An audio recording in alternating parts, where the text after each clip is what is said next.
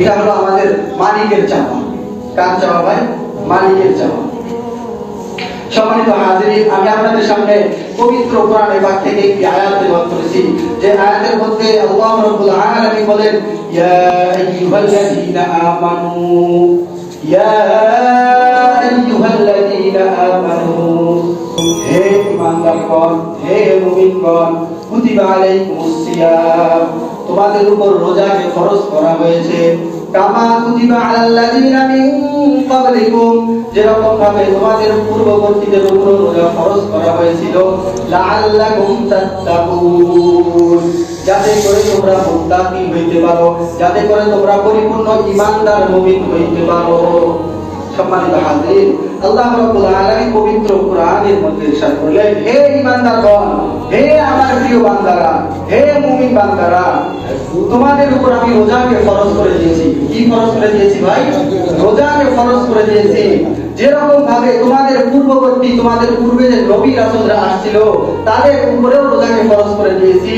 কি জন্য ফরজ করে দিয়েছি? লাআল্লাকুম তাত্তাকুন, যাতে করে তোমরা মুত্তাকি, পরিপূর্ণ ঈমানদার মুমিন হইতে পারো। সুবহানাল্লাহ। তাহলে ভাই, এই আয়াতের মধ্যে আল্লাহ রাব্বুল আলামিন আমাদেরকে এই রমজান মাসের মধ্যে পরিপূর্ণ তাকওয়া, পরিপূর্ণ ঈমানদার, পরিপূর্ণ মুমিন হওয়ার জন্য এই রমজান মাসটা আমাদেরকে দিয়েছেন। সুবহানাল্লাহ। তো আমরা এই মাসের মধ্যে পরিপূর্ণ তাকওয়া কিভাবে অর্জন করব?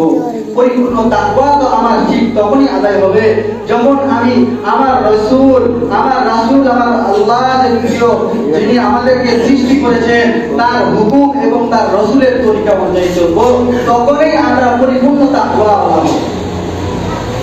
তাহলে ভাই, পরিপূর্ণ তাকওয়া বলা হওয়ার জন্য, পরিপূর্ণ ঈমান মুমিন হওয়ার জন্য, এক নম্বরে আল্লাহ তাআলার হুকুম মানতে হবে, দুই নম্বরে বিশ্বনবী আকায়ে নামদার তাজদারে মদিনা মুহাম্মদুর রাসূল সাল্লাল্লাহু আলাইহি ওয়াসাল্লামের অনুসরণ করতে হবে।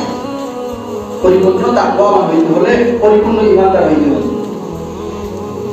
এবার আসেন, পরিপূর্ণ ঈমানদার, পরিপূর্ণ তাকওয়াবান পরিপূর্ণভাবে, পুরাপুরিভাবে কিভাবে হইতে পারে? বিশ্বনবী মুহাম্মদুর রাসূল সাল্লাল্লাহু আলাইহি ওয়াসাল্লাম বলেন, মান সামা রমাদান ঈমানান ওয়া ইহতিসাবান গুফিরা লাহু মা তাকাদ্দামা মিন যামবি। বিশ্বনবী সাল্লাল্লাহু আলাইহি ওয়াসাল্লাম আরেক হাদিসের মধ্যে বলেন, ইযা দাখালা রমাদান ফুতিহাত আবওয়াবুল জান্নাহ ওয়া গুলিকাত আবওয়াবু জাহান্নাম ওয়া সুলসিলাতিশ শায়াতিন।